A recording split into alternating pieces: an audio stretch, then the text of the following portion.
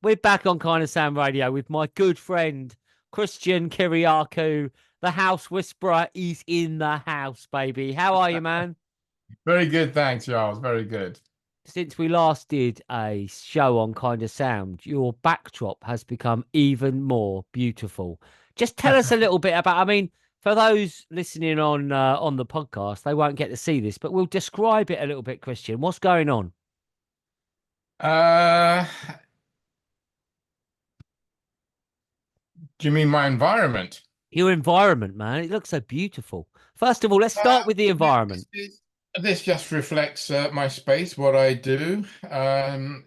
Sacred geometry, images, Buddhas, musical instruments. That's life at the moment. Has Yeah. been for a long time. Absolutely fantastic. So, Christian, you are known as the House Whisperer. I mean, you are the man when it comes to helping people connect to the heart of home.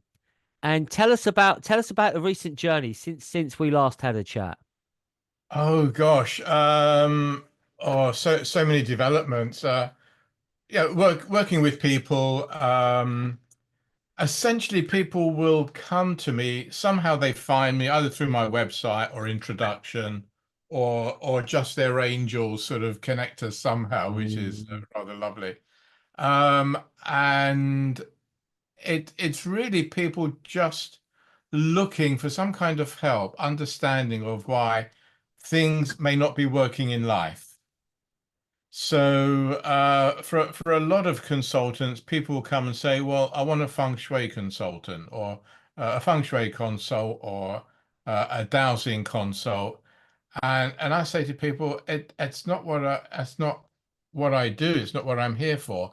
I'm here to actually facilitate a solution for something that isn't working for you, or how to improve something in life. So I've got, a tool bag of skills, of course, including dowsing, space clearing, psychology, psychotherapy. So for me, it's really um, listening to somebody who wants help and just allowing a solution to present itself. And that can come from my current knowledge, my past knowledge, past life knowledge, knowledge that comes through from, guidance, spirit, the angels, and so on. And so I just work with whatever and go with the flow. There is never a set pattern. There's a few things I'll do, like checking out someone's home, either physically or at the moment, mostly remotely. Um, and just seeing what is needed in the space, and mm. take it from there. Yeah, I mean, we're very lucky to have had your skills helping us, in our home where we are now and our previous home. And I just want to tell a story. Some of the regular listeners might know this story, but let's just tell this story. My old mum and dad, God bless them, and they send their love. They send their love to you. My Lovely, mum and lovely. dad are living at this house. They're not particularly happy there. They'd been happy in the previous place, the barn. They'd sold it. They moved to this house. It's not selling. 18 months. I say, look, you've got to call the house whisperer in. So, so Christian turns up and he sat there doing his thing, and the phone rings. Ring, ring. And my mum and dad had had loads of first viewings, but no one had viewed twice. 18 months they've been trying to sell the house. My dad very, miserable. And the phone rings. Ring, ring. Oh, hello. Oh, hello, Mrs. Bryant. It's the estate agent here. Mr. Robinson would like to book his second viewing. He's just phoned up. Of course, Mr. Robinson then comes and buys the house. And when I told you that story, first of all, you said, well, the amount of times that has happened. Yeah, yeah.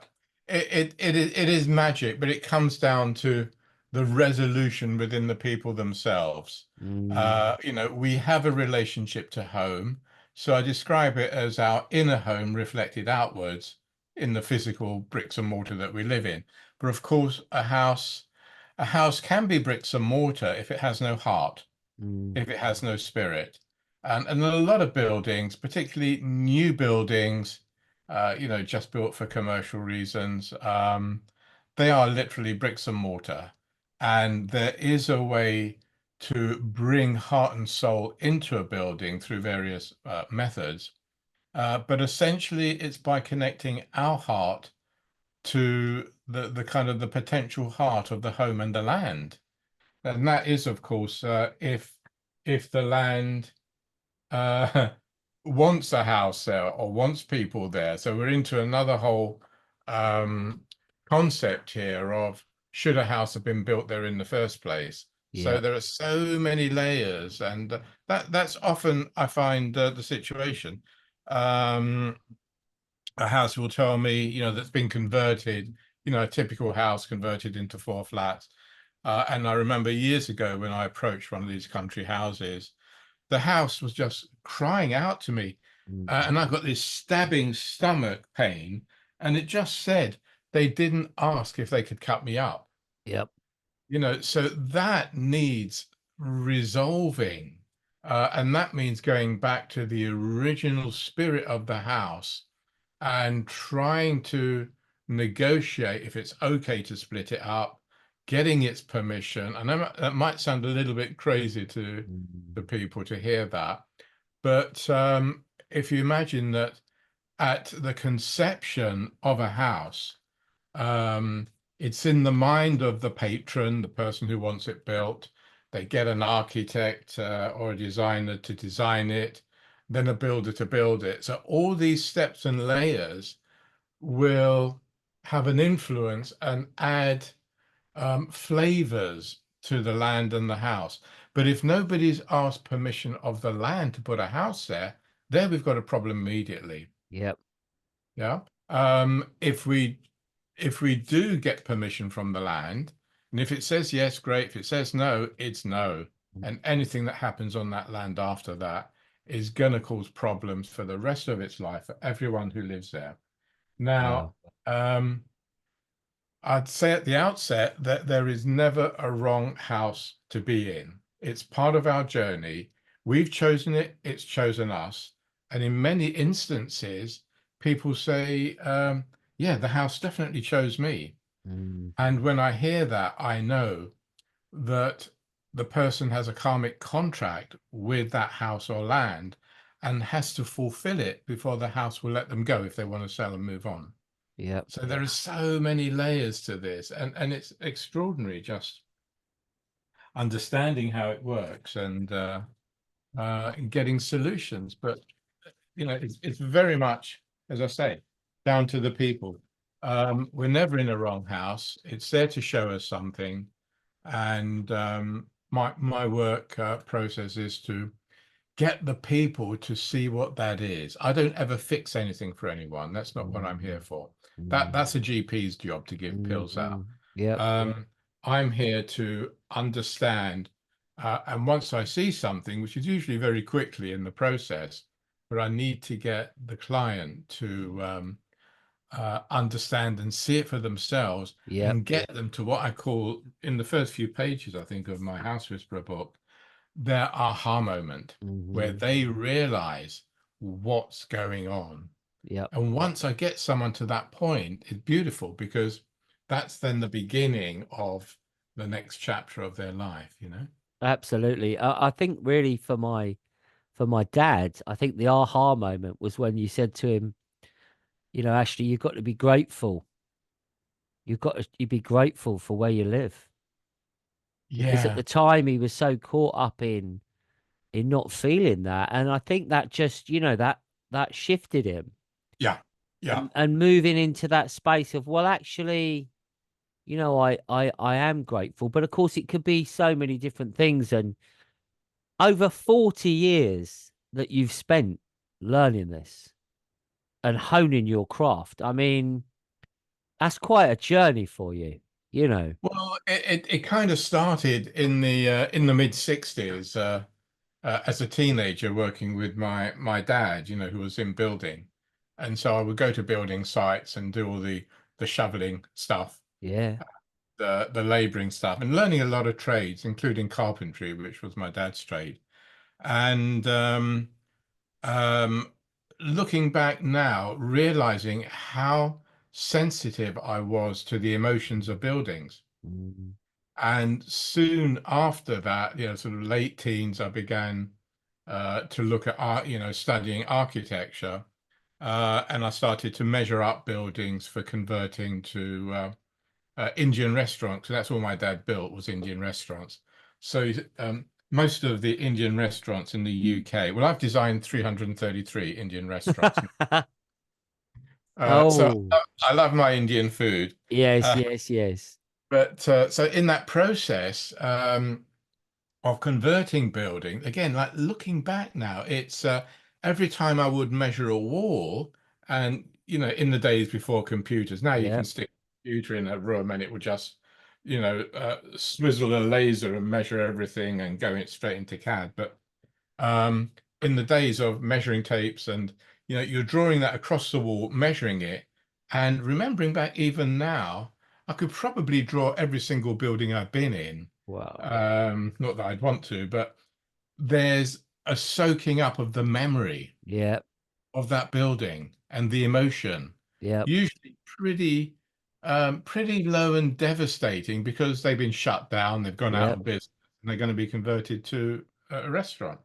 So these, Indian restaurants are guilty of destroying hundreds, if not thousands, of the good old British cafe. You know, Well, I But- suppose so, but I mean, God, who doesn't love a curry at the end of the day? absolutely, I mean, what you're yeah, saying there about that sense of atmosphere, I think nearly every person on earth can relate to that, where we walk in somewhere and we sense, we pick up, however sensitive someone is. I think everyone's felt that. They felt, gosh, it's a good atmosphere in here. yeah, Or conversely, people have felt, I can feel the cold, or something's off, yeah. I can feel something. And so I suppose that with that as a starting point, it's a fundamental, but what is it that people are sensing? What is it that people are picking up? Well, I believe everyone has, the mechanism for receiving information, knowledge, emotion, particularly emotion, because it's emotion that's embedded in two ways in a building. If you consider, every building material contains an element of water. Yeah, It has to, otherwise it will be dust, it will be a yeah, desert. As we know, water retains memory, as do crystals, as do computer chips. yeah. So this is why computers are working and why we are able to have this conversation over the airwaves. So every emotion we have in a house, in a room, is going to be recorded by those water crystals in every building material. Right. And so somebody comes into that house, and depending on their emotional state, their life stories, they Mm, will activate certain levels of the stories that are embedded in the house. right. Not everyone will trigger the same thing. Two people going in, a couple going into a house, one person will feel a spirit or a ghost, and the other one will say, "What are you talking about, darling?" Mm-mm. It's because the person who is feeling it and activating it has a matching story in their life that is triggering the story of that house, Mm, and then it kicks it all off. mm. And so when I'm working with a couple, for example, I have to make sure I'm working with the person who has the connection, the karmic contract with the house. Because if I don't, it's not going to work. The Yep. process is work, because it's their story, it's their life, it's their process, and I need them to connect and get to see what's going on. Mm, So this is where we get into the sort of the deep psychology, psychotherapeutic aspect. So really, we're talking about the psychotherapy of space here. That's mm. really what my work is about. Amazing. Feng Shui, great, fantastic. It's come over to us, big time in the early 90s. I got involved in the early stages, about 1995. So yeah, so I've been involved in that for nearly 30 years actually, but been an architect, I don't know, as I say, since the mid 60s, really working with and drawing. And I actually had an architectural practice running before I even started studying architecture in 1971. So I was already Wow. working, and then sort of having kids, getting married and working and studying. And it was like you could do that, in those days and work deep, long into the nights. And yeah, it's crazy when I think about it. But it's always to do with buildings. And around that time that I started studying architecture, of course, I was introduced to, in 1971, to sacred sites in Stonehenge and Avebury and Glastonbury, and started to look at these, sacred sites and beginning to realize there's so much more to this work. And now a lot of the work I'm doing, and in fact, my current book, The Vesicant, Whispers of the Ancients, which is what the music album that's been out there for just over a year now, and anyone can listen to it free on my website through YouTube or Spotify, the entire album. But it's a story of our galactic journey from another planet to Earth, and all to do with the light codes of creation. And of course, all this is connected to sacred sites. And as you know, with your work, Giles, we've got this grid of energy across the earth. And on these crossings of the grids, we've got sacred sites, galactic portals, earth energies, and so on and so on. And these all connect, not only horizontally to other sacred sites, but also vertically to other galactic planets, Yeah. stars, and so on, as more and more people are realizing this. And the whole concept of interdimensional connectivity through parallel dimensions and through portals, gateways into other realities is very much at the top of my awareness at the moment, and is a big part of the current book. So so all this is crucial because we're talking about how do we feel at home? Do we have a ghost or a spirit, or why is relationships or finances or career not working? There's a much bigger picture to this. And we've got to go galactic to begin to understand why I don't feel good in my living room. It's kind of it gets to that stage. So that's kind of where most of my focus is on at the moment. Exciting stuff. So that website there, is it the housewhisperer.tv? Is that the best one to go to? Yeah, or the easiest is just housewhisperer.com. The housewhisperer.com. There we go. Yeah, go.com. And you will find, as Christian's saying, so much work there, so much fantastic content that you've got there. So let's just talk about a few things then. Let's talk about the book, the House Whisperer book, which is a Yeah, fantastic read, kind of sounders. Get a copy if you haven't. And if you've read it, read it again. It's one of those. It's like the it's Celestine prophecy. It's like, oh yeah, yeah, I read it. Yeah, yeah, but read it again yeah. because you've changed. Absolutely, you're right. And people do come back to me. It's been out now 10 years exactly, 2014. And people say, "Oh yeah, I've had your book for 9 years, but I've only just read it." It's like, okay, I realize what the problem is. Can I have a consult? And it's great to hear people just like um, realizing something because they've read a few lines from the Yeah, book, yeah, exactly. and it's just woken something up. And yeah, it's extraordinary. And I've always said, I don't think there's anything that is not in that book to do with life and where we live. I think I've covered just about everything. Okay, 10 years on, um, if I rewrite it now, I'd probably say the same thing, but with much deeper levels of understanding from myself, because, Yeah, and having been teaching this work to train people, as you know now, for 8 years. And I'm Yeah. actually starting a new academy group, a 1 year training tomorrow, the next intake of 9 people. So that's 8 years ago I started that. And Wow. the more I teach, the more I learn, of course, because I'm Yes. learning from, having to process it through the people, what other people say in the group. It's extraordinary. So And that was another great thing I think that you've done. You accumulate. I mean, we've known each other, a lot of years, and you accumulated this knowledge, and you thought, I need to share this. And a yeah, book is, you know, that book will outlive you, it'll outlive me, and it'll go on, and it can be passed around, and it's just fantastic, right? Great thing to do. But then you wanted to go deeper, and you go, well, I need to share what I know with other people. And the absolutely. House Whispering Academy, I mean, it's been a phenomenal success, hasn't it?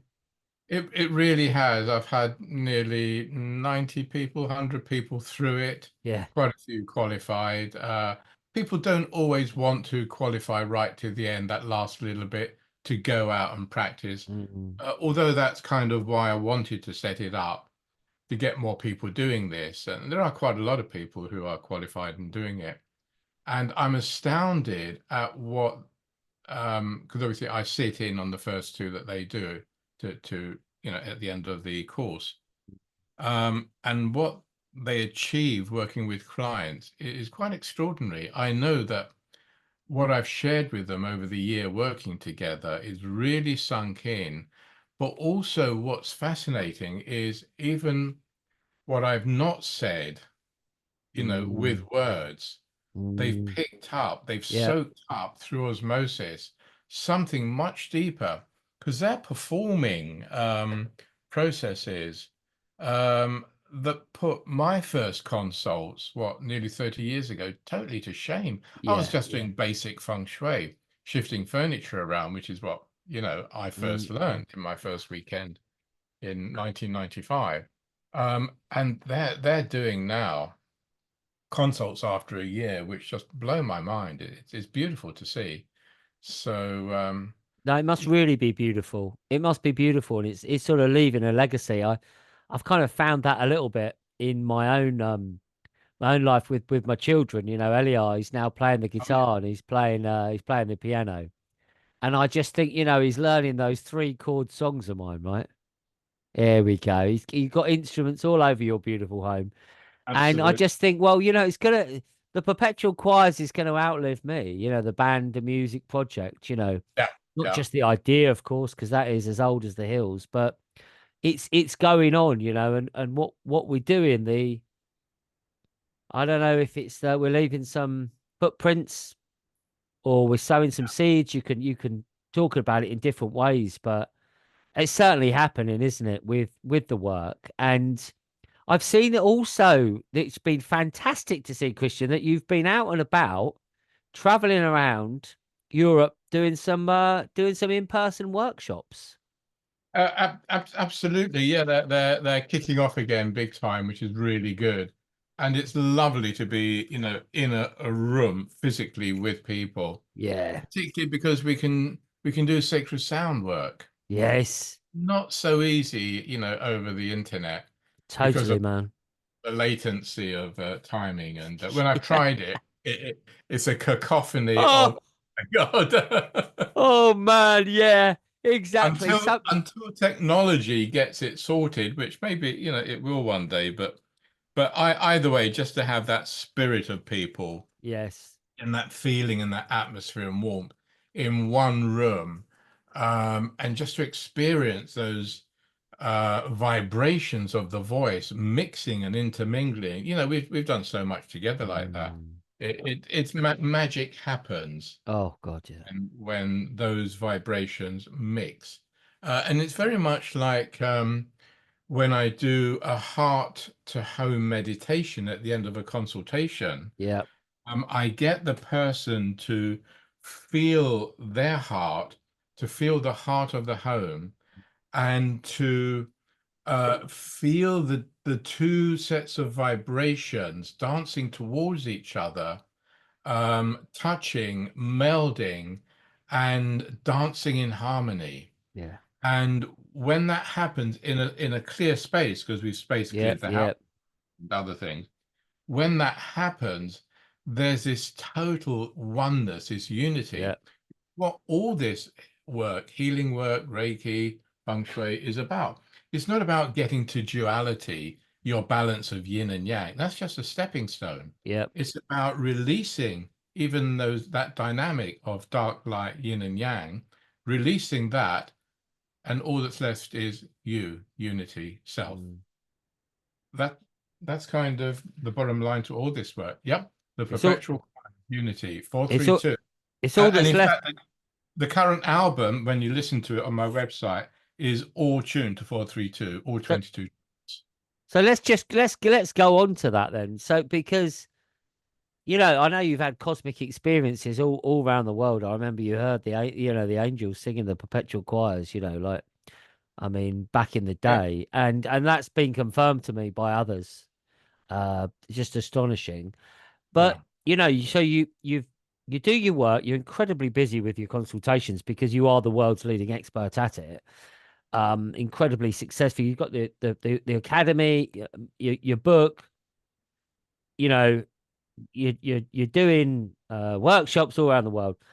But but CK's not sitting back going, "Oh, that'll do." No, more comes through, and the whispers of the ancients. Um, which is it's a whole thing, isn't it? Just tell the kind of sounds a little bit about this Oh, project. it is massive. In fact, if you go on my website, the music side, you'll see on the top of the page, the links to the music album, but also Yeah, there's a 9-minute video promo that my niece did, Eleni, who yeah. actually sings on the album, Oh, and her brother, my nephew Adam, who put it all together, orchestrated it all. And she put together a 9-minute video, which really tells the entire story of the book. If you kind of knew more of the story, but it's all there, which is yeah, extraordinary how she did that. That was about 3 years ago that was put up. Um, but it is a galactic journey, and extraordinary thing was I visited Egypt in 1992. And it wasn't for some time later I kind of realized the impact of that, because the following year was when certain music tracks started to come through to me. yeah. And so I just jot them down on the piano or a keyboard as one does. And we're talking about pretty old technology going back to 93, as Sure. I'm sure you know. Um, and I produced about 5 tracks, 6 tracks. And my brother, who's a composer, musician, all his life, um, he's sort of pretty well known for various things. But I asked him, can you help me, you know, tidy them up and orchestrate them properly? And so we did that and put together a CD. I think it was about 5, 6, 7 tracks. And that CD sat in a drawer for 25 years. Mm. Yeah, Doing nothing, but in fact it was bubbling away. it was. It just sort of woke up about 6 years or so ago, and I thought, that it's wanting to come out and play. Yeah. So I asked my brother. No, actually, no, no, there's another part of the story I've missed here. After those tracks were there, I went to a geomancy weekend in Sussex, and I was just playing a couple of the tracks, on the piano. Mm. And these two ladies said, what are you playing? I said, just something I've composed earlier. But and they recognized the music and said, this is something to do with another planet and the journey to Earth and da da Wow. da. And I thought, yeah, okay, you might have had a bit too much to drink. I can see you puffing away there, but okay, I'll entertain this or whatever. So that was an interesting time. But I think it was the same evening or the next morning, one of them and Richard, who was running the retreat there, put their foreheads together on mine. And I was transported to 5 million years ago. I was on that planet, walking across the desert to the spaceships to leave the planet 'cause it was going to explode from warfare. Wow. And it wasn't a memory, it wasn't a video playback. I was there. Yeah. That memory reality through a dimensional portal, which is what was created with the forest together, Mm. it's just stayed with me. I can feel it, sense it, smell it now. Wow. That's what's driven. And they said, you've got to write more tracks, allow more Mm. tracks to come through, Wow. which I did. But again, they just sat in the background. And so 5, 6 years ago, I said to my brother, because, Adam, his son, is an incredible composer. Mm. Yeah. He used to tinkle on the piano and we used to make fun of him as a kid. But when he got to about 15, Mm. something clicked and Yeah. he started composing like Bach. Yeah. Yeah. And all his pieces are like, and he wrote 3,000 musical sketches in that first year. Wow. It was unbelievable what was coming through. For Yeah. me, past life connection to whatever composer he was. So that was extraordinary. Anyway, he agreed, long story short, to Yeah. orchestrate and produce the music. So I played it all on the piano, all the tracks. Um, and from there, we ended up with over 30 tracks. Um, and the album, we had to sort of restrict it. I said, look, we've got to finish this. So let's just Mm. choose 22. And that's what's on the album that can be listened Beautiful. to for totally free. If you can download the high res versions, or better still, listen to it on CD, which I haven't released a CD because nobody seems to have CD players Well, anymore. well, I do. Yeah, well, as you know, if you listen to it on CD, on a hi-fi, which Yeah. people have forgotten before Wi-Fi, a hi-fi, High it five. mind-blowing. It is Yeah, mind-blowing. man. And the orchestra, it's epic film stuff. But then I think film, as you know, and so I started to produce all these film sketches from library footage. Um, Trying to think, well, okay, maybe I'll approach, film companies to do a series. And then my partner said, Solveig, she said, you've got to write the book because you've got to Yeah. tell the story fully and cleanly without anyone else coming in and, Yeah. doing what they do with movie stuff. So I started that, and that was 5 years ago, and we're just in the final edit process. Wow. So I'm hoping to get the first draft of a print physical book in about a month's time. So that's where Oh, wow. Well done. it's an extraordinary journey because it's to do with the light codes of creation uh, that were under threat of being destroyed on this planet Vesica, Mm. and having to take duplicates to Earth for safekeeping and regeneration. On the way, there's a battle, and the orb, which is holding the light codes, gets struck with a laser missile, Mm. and the light codes scatter across the Earth.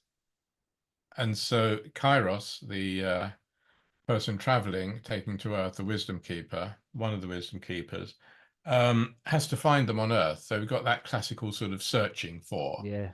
And in the process, those light codes have fallen and been attracted to the wisdom keepers of Earth, like Plato, Mozart, Leonardo, to name a few. Mm. So we wonder, how did Leonardo get his inspiration, or Mm. Mozart his music? Mm. Where does that knowledge, that Yeah. inspiration come from? And in the process of writing the book, I've come across information and downloads, of course, connected to all these masters.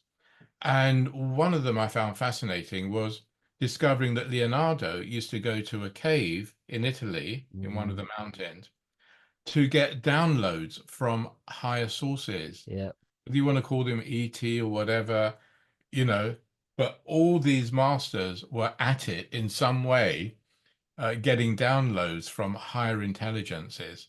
This is why the connection to stars through gateways, portals, stargates and so on is so active now and in more of our awareness. Mm.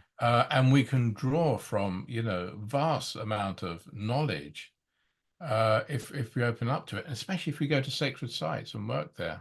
Yeah, absolutely. I can't wait for this book. I mean, we're working on a book at the moment with Juliet, this the Seven Magical Mushrooms.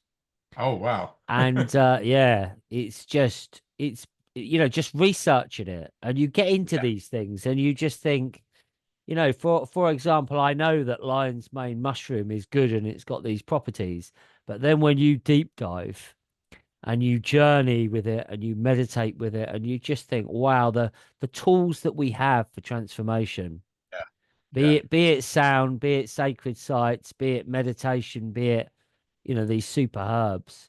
It's exciting time to be alive, isn't it? And I'm so pleased to be Nature, sharing this journey with you. absolutely. Nature has done it, has got it. Its sacred geometry is there. Its healing properties are there. All medicines come from natural plants, as we know, but they've, been sort of copied into, whatever drugs. But yes, that's extraordinary.